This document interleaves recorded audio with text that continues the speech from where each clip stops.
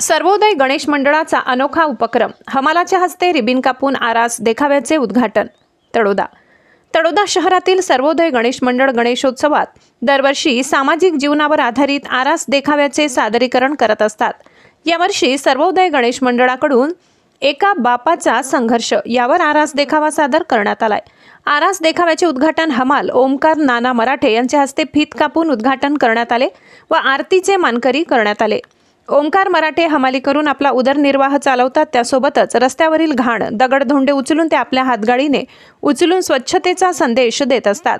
मागील वर्षी ओमकार मराठे यांनी श्रमदानातून मेन रोडवरील खड्डे बुजवून कौतुकाची थाप मिळवली होती। अशा कष्टकरी माणसाचा सन्मान करत सर्वोदय गणेश मंडळाने तळोदा शहरात कौतुक होत आहे।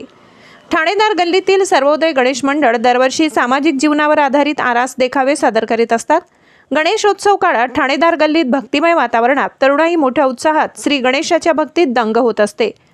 यावेळी मंडळाचे पदाधिकारी, सदस्य व नागरिक मोठ्या संख्येने उपस्थित होते। याचा सजीव देखावा आलेले मान्यवर आमचे ओमकार नाना यांनी आयुष्यात त्यांच्या जन्मल्यापासून तर आतापर्यंत हातगोडी चालवून कायमस्वरूपी संघर्ष करत आलेले।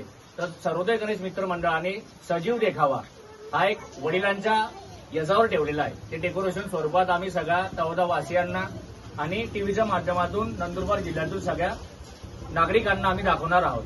त्याच्यामुळे आमच्या ओमकार नानांना आम्ही इथं प्राधान्य देऊन त्यांच्या हातून डेकोरेशनचे उद्घाटन करून आम्ही आज डेकोरेशनला सुरुवात करत आहोत।